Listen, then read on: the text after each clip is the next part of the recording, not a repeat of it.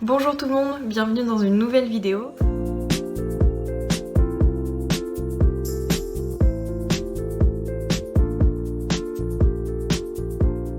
Aujourd'hui, je vous retrouve pour vous parler de livres de cours que j'ai dû lire mais que j'ai détesté.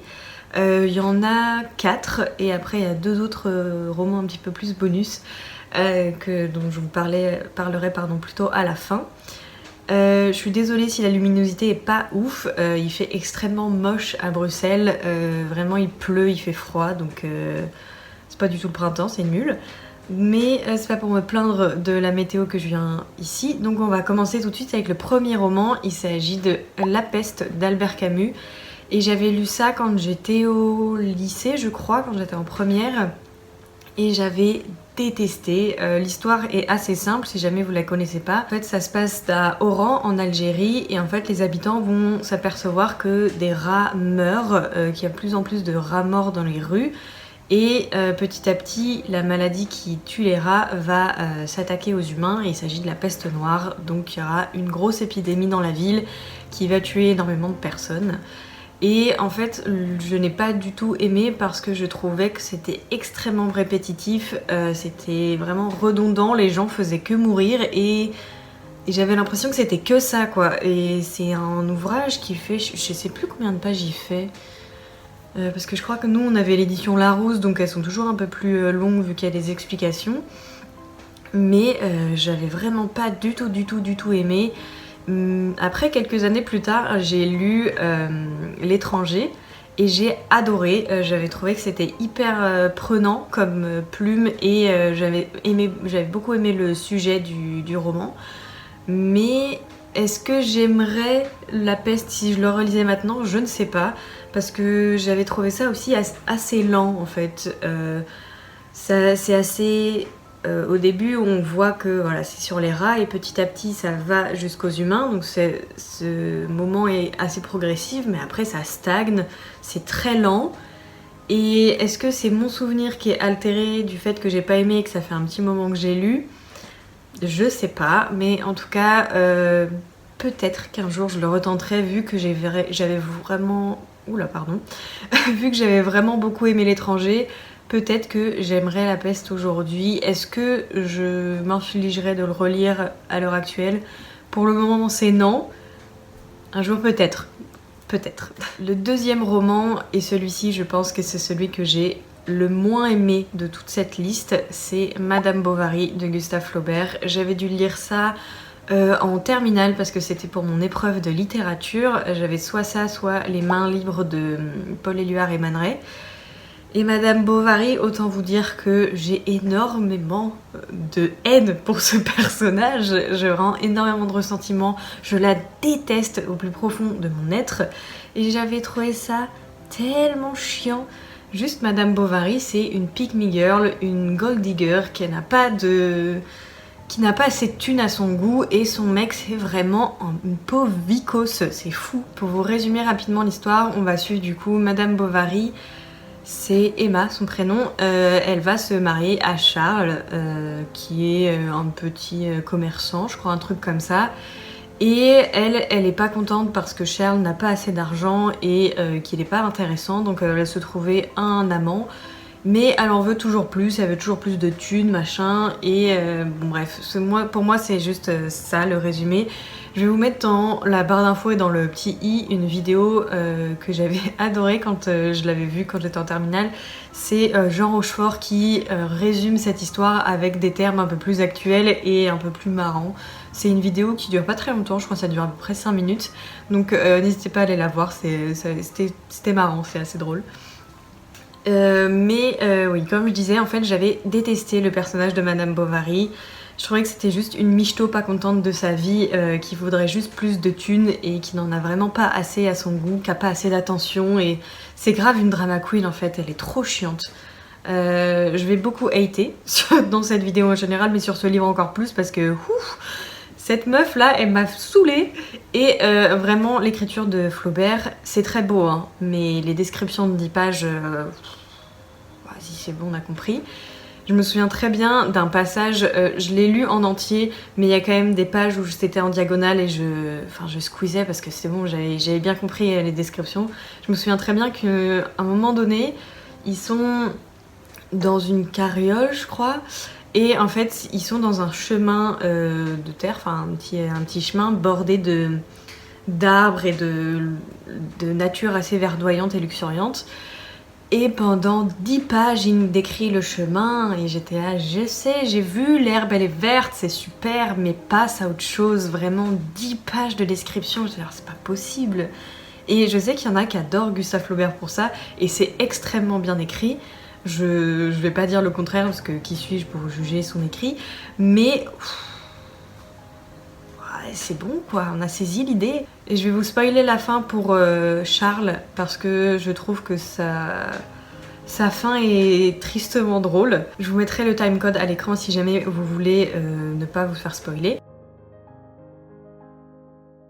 En fait, Charles est tellement pathétique que du coup, il meurt de tristesse contre la façade d'une église. Il est sur un banc, il fait ça et il meurt. Le niveau de pathétique, de nullité de ce personnage, juste, c'est un pauvre... Vraiment, c'est une victime, ce mec. Mais voilà, en gros, j'ai détesté ce roman, j'ai détesté ces personnages, et je pense que c'est fait exprès qu'on déteste ces personnages, mais j'ai pas réussi à passer outre le fait que je les aime pas. Juste, tout le livre, tout le roman m'a saoulée, et bien évidemment, c'est sur ça que je suis tombée au bac. Sinon c'est pas rigolo. Ce qui m'attriste le plus, c'est que j'aime beaucoup la maison d'édition Tibère Édition.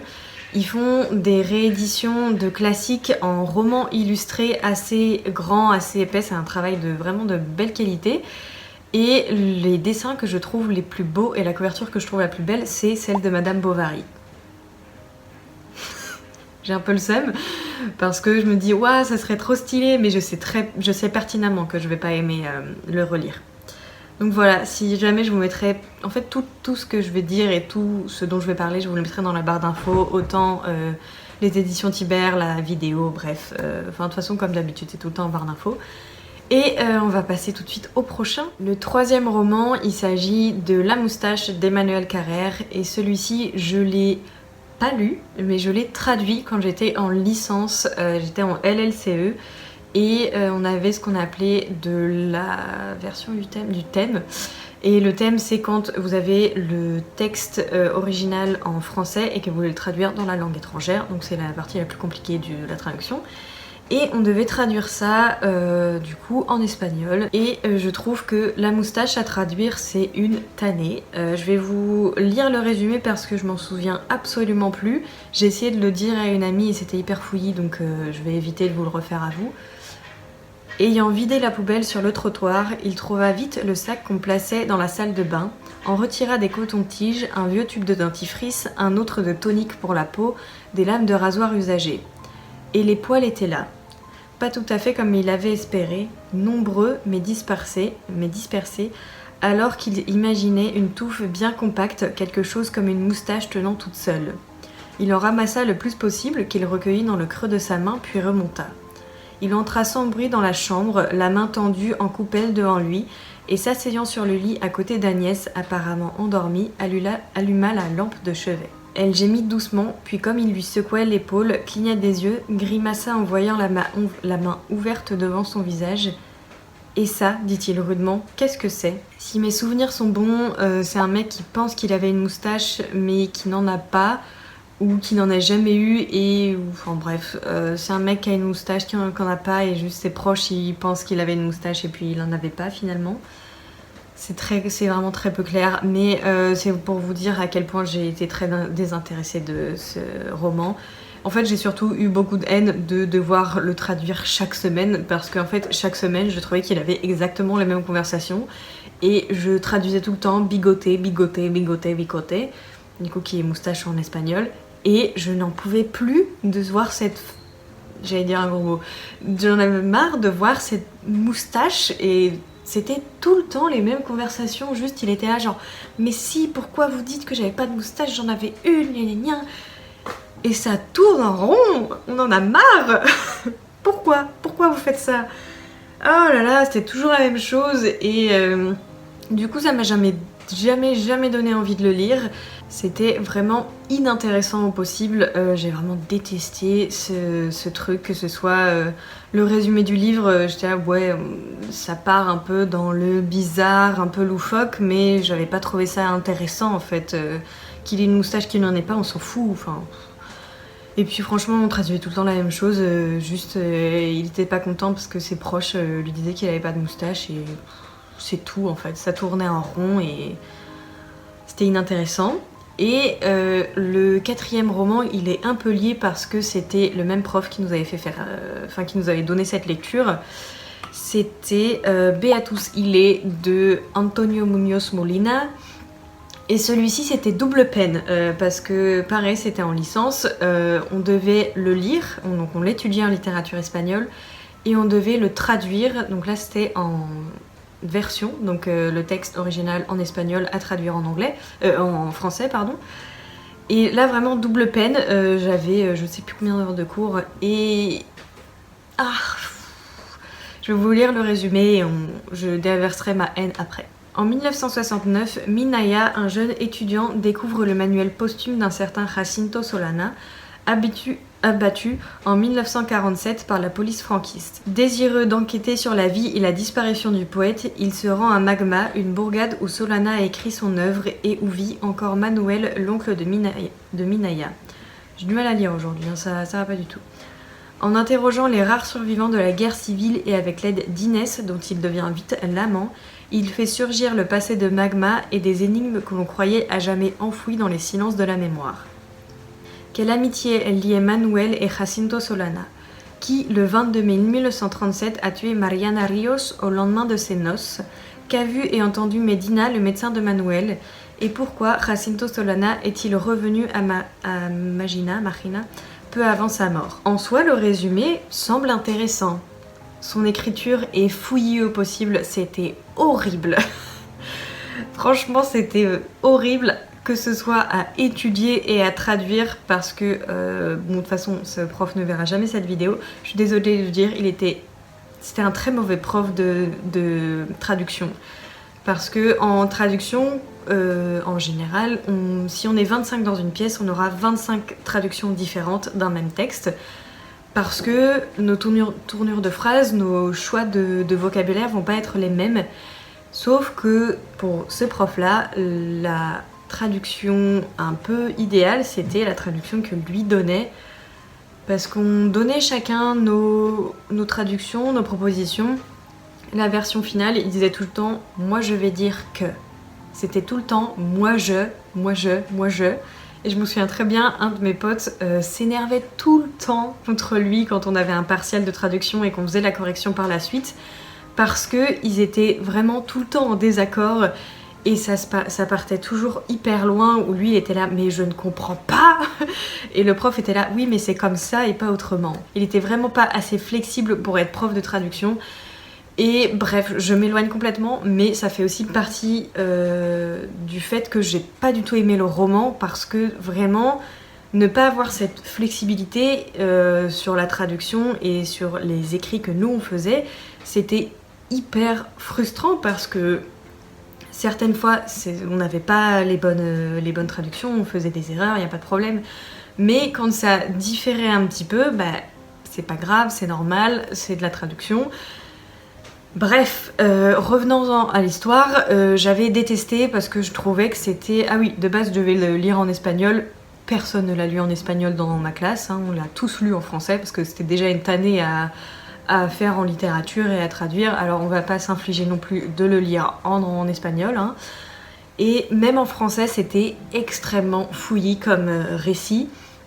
Je me souviens que Minaya était un jeune homme vraiment pas du tout intéressant, j'aimais pas du tout sa personnalité ni sa réflexion, du coup déjà le personnage principal je ne l'aimais pas du tout, et le reste bah, c'était juste des espèces de petits ragots de village, et il n'y avait pas vraiment grand chose d'intéressant, c'était très très fouillis, le fil conducteur était mauvais, enfin juste c'était un mauvais livre, et il est sorti, hein, il était sorti en 2001.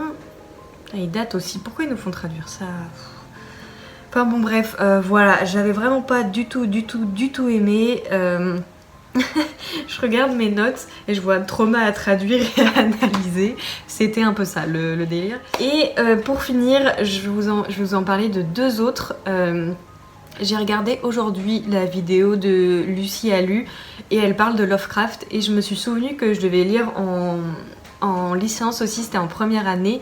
J'avais dû lire The Rats on the Wall et je crois que c'est traduit littéralement, c'est les rats dans les murs de Lovecraft. Et je trouvais qu'il avait une belle plume, mais j'avais pas du tout aimé, tout simplement parce que c'est pas du tout le genre littéraire que j'aime bien. Lovecraft est réputé pour son écrit très gothique et assez gore, un peu horrifique. Et c'est pas du tout des livres que j'aime bien, enfin j'en lis jamais et je suis une grosse flippette, donc de toute façon j'ai peur très vite. Et l'histoire de rats dans les murs, bof, j'étais pas trop fan. C'était sympa à analyser.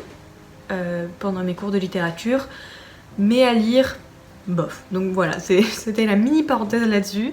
Et le tout dernier livre dont j'ai envie de vous parler, c'est pas un mauvais livre, je ne l'ai pas détesté, mais il m'a traumatisée littéralement. J'avais lu ça, j'étais en CM2 et je me souviens, mon prof nous avait fait lire Oscar et la Dame Rose d'Éric Emmanuel Schmitt. Je vais vous lire le résumé de l'histoire pour que vous compreniez un petit peu. Oscar, petit garçon de 10 ans, vit à l'hôpital avec des enfants et des infirmières dites Dame Rose, ainsi que Mamie Rose, la plus âgée des Dames Roses. Il vit à l'hôpital et souffre d'un cancer. Il écrit des lettres à Dieu pour parler de sa vie à l'hôpital et Mamie Rose lui raconte toute sa vie rocambolesque.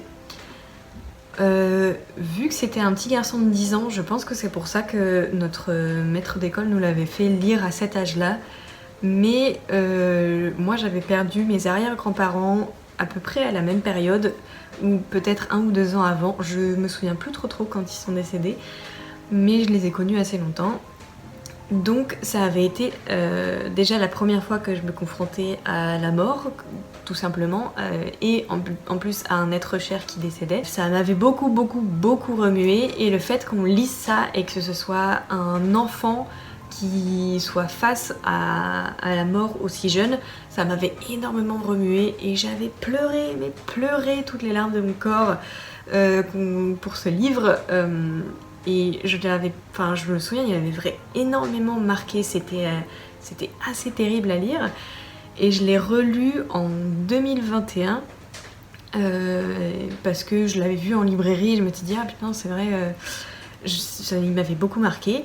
Et je l'ai relu et j'avais pas trouvé ça aussi incroyable et aussi douloureux que la première fois.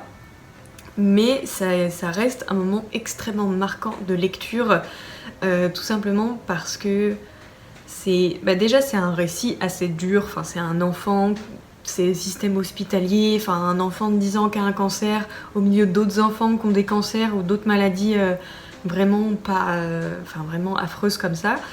Donc déjà c'est dur. En plus, j'avais 10 ans, j'avais le même âge que le personnage, j'avais ce contexte familial un peu compliqué.